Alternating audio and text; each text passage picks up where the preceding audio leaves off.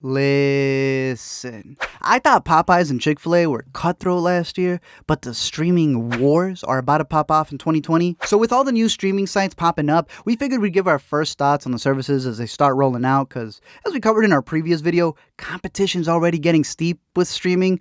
Just ask Walmart. So all the new ones that start rolling out and all the old ones that we've had as they start changing, we want to make videos covering all of them, kind of like a series comparing the state of streaming throughout the year, just to see what's the best stuff, just to see what works the best for you and our own personal recommendations, starting off with these two. Let me explain. So when these two both launched in November of 2019, it felt like people just dismissed the Apple TV one faster than their iCloud notification. Pretty much Disney Plus won the battle easily for going off first month stats. But let me break it down by these three. For Disney, all the rated R stuff is going on Hulu, which Disney also snatched control of, since Disney Plus is supposed to be family-oriented entertainment. I do prefer both of them going weekly with their shows as opposed to dumping them all, because I feel this whole binge model causes a lot of series to just come and go. You don't get to tune in weekly and let it live for months, but obviously there's benefits to both. Weekly, though, keeps the conversation going, and I personally like that experience better. That said, Disney wins the content one as well. In terms of originals, I know people who have the service just for The Mandalorian. As much as I hate it being exploited, memes really are becoming the new way for movies to pop off. Like, just look at Netflix and what they did with Bird Box. At one point, it was literally our most viewed video because people wanted to see what all the memes were about. So while the expiration date for a meme used to last until it was Ellen, it's been dwindling ever since. And now it's kind of like, by the time you see Netflix hire a teen to tweet it out, the meme's moldy. But in terms of The Mandalorian, it's pretty good. Better than the movie, some would say. I'll be making a whole video on it, but I do like the atmosphere of it, and I'm curious to see which directors they get to expand on this world through the eyes of a bounty hunter for future seasons. Plus, the music is incredible. Alina had noted Creed influences, and then I look it up. It's Ludwig. Of course, High School Musical, the series, I think is a hilarious concept and title, and so far it's decent. I actually pretty like it, and I'll be doing a whole video on that as soon as I finish it. While a lot of the other family-friendly entertainment wasn't up my alley, I think it's cool that they're leaving hidden Mickeys like they do in their animations and theme parks. I also personally like Marvel's Hero Project, and I love the honesty of it. What's the look people give you? It's definitely like just a quick, but when I catch them, they're like...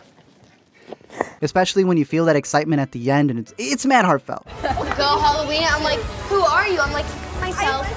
The Imagineering story I personally found fascinating as a documentary series. I don't expect it to tell the truth about Disney, They even pretty much admit that through Disneyland, that's how they were able to snatch the funding to buy ABC. Most know that Walt always smoked, and so they photoshopped the cigarettes out of all of the photographs, but still kept his fingers in the same position. And we all know the Frozen theory. But in terms of the Imagineers' history, I appreciate all of the behind-the-scenes footage that's been cleaned up and looks gorgeous. A beautiful time capsule of the people who made Disneyland possible. And how opening day went so terribly. It was so miserably hot that day that the high heels were going into the cement. There are a bunch of other shows on there that weren't up my alley. There's stuff like Jeff Goldblum going sneaker shopping for some reason. But expect a lot more of these live action, straight to streaming now, adaptations, because if there's one thing Disney Plus is banking on, it's another chance for us to reminisce about the 90s. One of the big reasons Disney bought Fox was so they could hide their movies and keep it only on their streaming services. Maybe. But really, it gives them a massive collection to display to their subscribers, which they own, unlike Netflix, which is always losing stuff. So on launch, in total, Disney Plus had around 1,000 shows and change, 500 movies, while Apple had 8 shows, 2 films. It's been 3 months. Here are the new numbers for Apple. They got people paying $5 a month for the morning show episodes they don't even know. Disney, however, had a 3-hour trailer that they dropped for their service launch, almost as long as The Irishman. But of course, all of this can disappear at any minute, and it sucks that you pay for something that can be altered at any time, even though your price isn't getting altered month by month. That said, when it comes to the Disney originals, they have a bunch of categories, and boy is it a trip down memory lane. One is the Vaults, which I guess is now digital, so it can be unlocked. A lot of Fox stuff is on there, like the OG X-Men cartoon. They got Penny Proud now, Lizzie, So Weird, still no famous Jet Jackson. And then we entered the Disney Channel original movie section, and it was over. They divided it into the golden era, the silver era. That's pretty much it. They had Xenon and all her sequels from the 21st century, Luck of the Irish, The Other Me. Bro, this right here is what I thought it was like to eat pizza. This is delicious. It's only a frozen pizza. No, I mean, I've never tasted anything so unbelievably delicious. Frozen pizza rocks! The 90s, man. This kid didn't even press the button to play. All right. In terms of Apple TV, I like that they've made a lot of the pilots to their originals available for free. And in terms of the series, they seem to be going weekly. Again, I prefer that. But I really like the idea of premiering a show with its first 3 episodes. Because not only is it a much more pleasant binge, but the saying always goes that after 3 episodes, that's more than enough to know if you're into the show or not.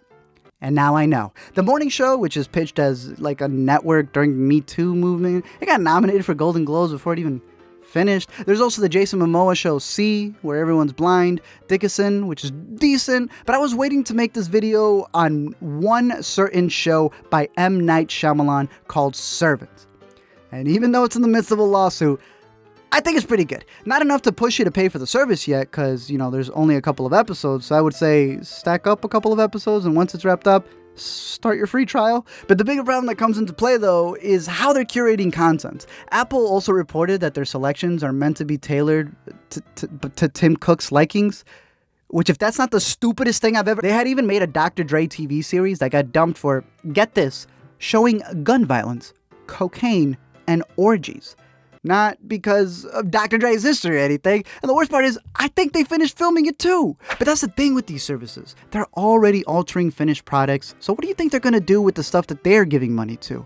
They're going to practically direct it. That's where Netflix and HBO, who do get a lot of crap for making TV shows that are, you know, a little out there and movies and stuff, at least they have the balls to not overly censor projects just for the sake of money or hypocrisy. Like Apple TV even denied a series for being too Me Too, because that's a sensitive subject now. Which, if that doesn't show you exactly why I don't care about the morning show, I don't know what else will. In terms of the interface, I kind of think it's a tie, but that's more so because of a technicality. See, a lot of people on the first couple of weeks were complaining about the glitches that Disney Plus had, and Disney Plus, you know, being the biggest company that we have right now, had people working 24 hours at movie theaters for the Endgame screenings. Yeah, they were like, we had no idea this was gonna... Get the fuck out of here. Both keep having their Dolby Atmos and 4K glitch on and off, which is weird because my price doesn't go down if that's what changes. But I do like the special features that appear with a lot of the movies when it comes to Disney Plus.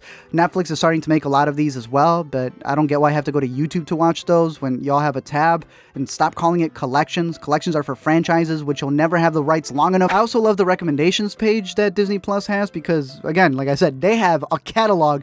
And like everything is here. If you watch something, it's going to give you not only the spin-off, it's going to give you everything that's coming in that franchise, because the recommendations are going to lead you to that nostalgia. In terms of Apple TV, I like it. It's sleek, but it's also confusing. Like, I'm not saying it's difficult.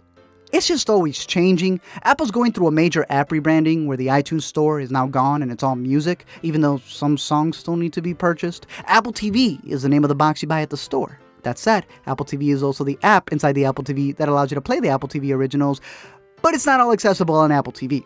For example, on my iPad, I can go on the Apple TV app, and it kind of becomes like a hub, a box that connects all of my subscription services. So if I want to watch Hulu, because I already have that app and, you know, my whole account going, and HBO and Netflix, that the Apple app just boots those up. You know, it's not charging me anything extra. It's a perfect place to have all of my shows and movies in one spot.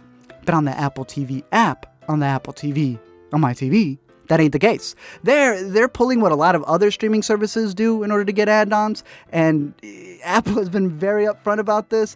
I'm not saying that it's scummy, but they're definitely riding on getting as many recurring monthly payments from you as possible.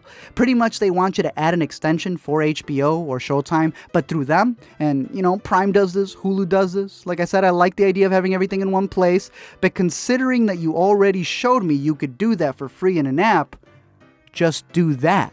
You can download any of the Apple TV Plus originals in 4K, Dolby Atmos, you know, sometimes. And I also say sometimes because I'm pretty sure they're going to charge you extra to get those options. But since iTunes dissolved into Apple TV, the app, that means that you can click on any director. And I really do like this. You can click on any director, crew, or cast, and it'll take you to their work, and even guest appearances. It's pretty dope.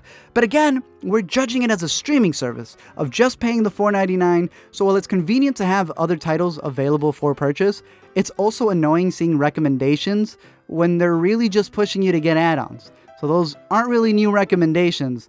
Those are ads to spend another $12.99 a month.